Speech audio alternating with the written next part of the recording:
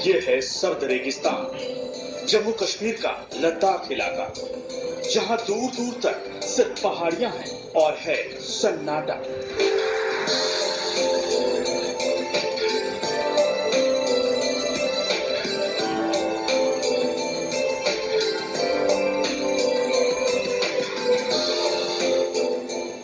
जहां इंसान का नामो निशान खोजने के लिए भी मीलों का सफर तय करना पड़ता है।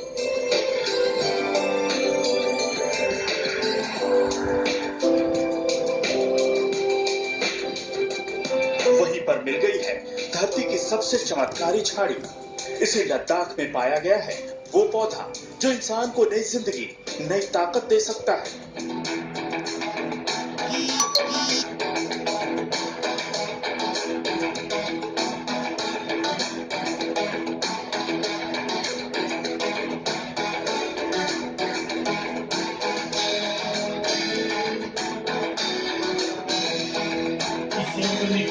इस पौधे का नाम है सिबक्तन। जी हाँ, लद्दाख के लोग इस चमत्कारी पौधे को इसी नाम से जानते हैं। लेकिन इसी सिबक्तन पौधे को वैज्ञानिक चमत्कारी संजीवनी बूटी बता रहे हैं। वो संजीवनी बूटी जिसने बरसों पहले भगवान राम के भाई लक्ष्मण की जान बचाई थी।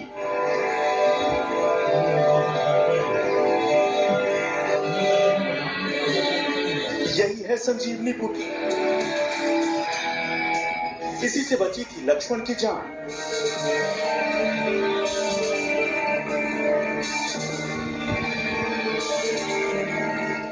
संजीवनी बूटी के इसी पौधे को नहीं पहचान पाए थे हनुमान।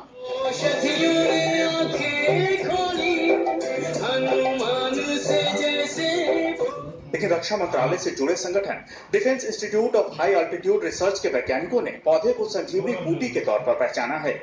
यह पौधा लद्दाख में बहुतायत में पाया जाता है। लद्दाख के लोग इसे सिबक्तन के नाम से जानते हैं।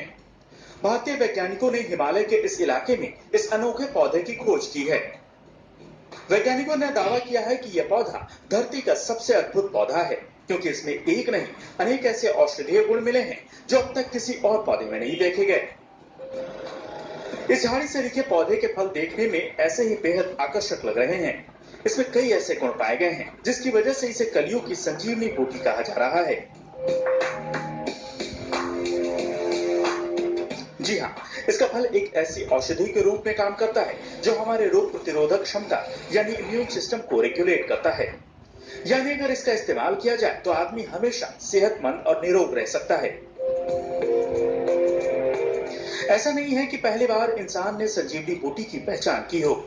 दरअसल लेह लद्दाख जहाँ की पहाड़ियों में ये पौधे उगते हैं, वहाँ इस पौधे को लोग अच्छी तरह पहचानते हैं और इसका इस्तेमाल भी करते हैं। लेकिन इस बात से अनजान है कि ये वैसा ही पौधा है जैसा कि संजीवनी बूटी का होता है। स्थानीय लोगों को इसके चमत्कारी गुणों के बारे में ज्यादा कुछ पता नहीं है। वैज्ञानिक कहते हैं कि धरती पर संजीवनी की उत्पत्ति 30 खरब साल पहले हुई थी। ये पौधा हर तरह से मौसम की मार झेलने में सक्षम है। इसके फल का सेना के कई जवान कई साल से इस्तेमाल कर रहे हैं। इसके फलों से जूस, जैम और च्यवनप्राश बनाया जाता है। सिबक्तन में ओमेगा फैट भी पाया जाता है जो सेहत के लिए फायदेमंद होता है।